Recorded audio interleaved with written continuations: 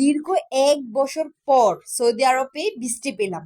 কত যে ভালো লাগতেছে, সেই আনন্দই বাসায় রান্না করছি পাতলা খিচুড়ি। অনেকদিন পর তোমাদের সাথে লং ভিডিও আপলোড করছি, তো আশা করছি তোমরা সবাই আমার পাশে থাকবে।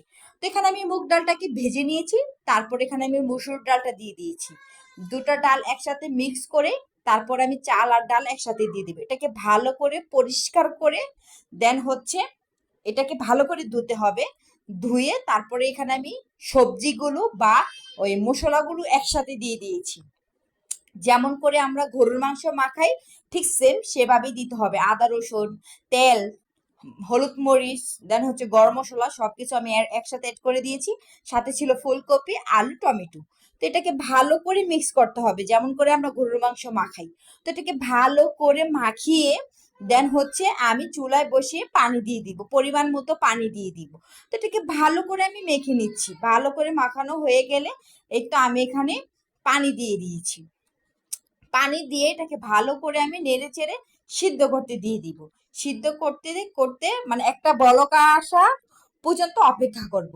তো একটা বলক আসলে তারপরে এখানে আমি এটাকে ঢেকে দিব। ঢাকার পর তারপরে এটাকে বলক আনাবো। একটা বলক আনার পর আমি সাথে দিয়ে দিব মুরগির মাংস। তো আমি এখানে মুরগির মাংসটাকে ভালো করে ধুয়ে ক্লিন করে নিয়ে আসছি।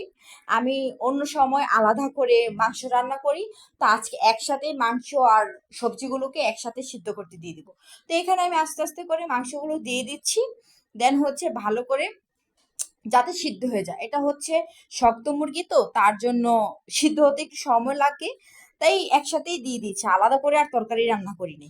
তো এটাকে ভালো করে মিক্স করে দেন হচ্ছে ভালো করে আমি মাংসটাকে নিচে দিয়ে দিচ্ছি যাতে ভালো করে এটা সিদ্ধ হয়ে যায়। তো খিচুড়ি ক্ষেত্রে দেখা যায় কি, পানির পরিমাণটা একটু বেশি লাগে। যখন চাল আর ডাল পানিটা যখন টান দেয় তখন পানিটা একদম শুকিয়ে যায়। তো এখানে বারবার পানি লাগে। তো যেহেতু আমি এখানে একসাথে মাংসটা অ্যাডজাস্ট করে দিয়েছি, তার জন্য এখানে পানিটা একটু বেশি লাগতেছে। তো এই মাংসটা সিদ্ধ হতে হতে খুব সময় লাগে, বাট হচ্ছে আমার মাংসটা সিদ্ধ হতে হতে সবগুলো সবজি গলে গেছে। তো এই তো আস্তে আস্তে পানিটা যখন টানতেছে চালের সাথে তখন কিন্তু পানিটা কমে যাচ্ছে।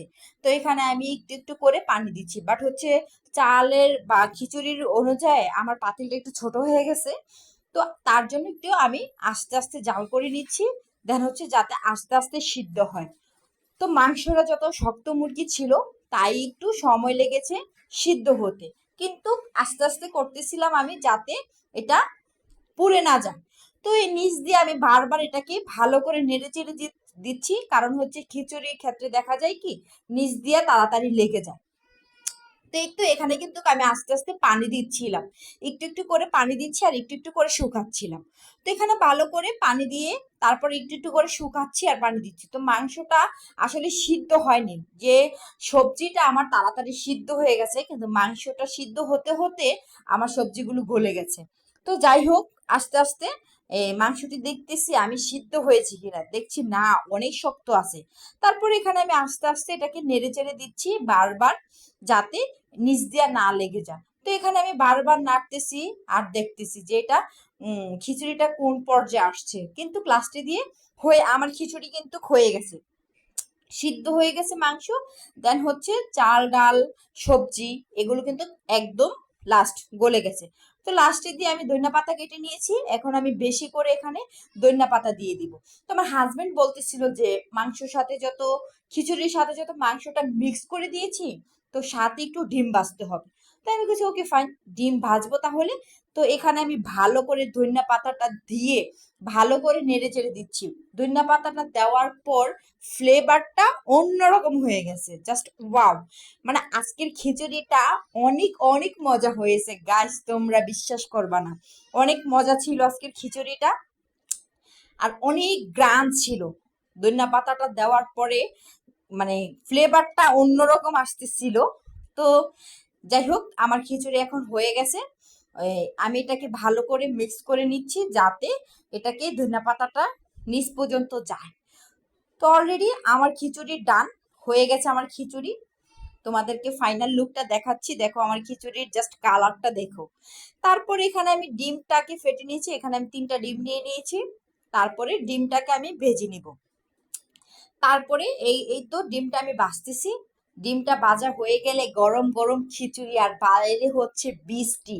এটা যে বাংলাদেশের ফিল পাওয়া যায় সেটা বলে বোঝাতে পারবো না।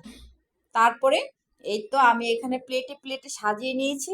তারপরে আমি এখানে দিয়ে দিই, আমার হাজবেন্ড আর আমার জন্য খিচুড়ি নিয়ে নিয়েছি, গরম গরম ধোয়ার খিচুড়ি।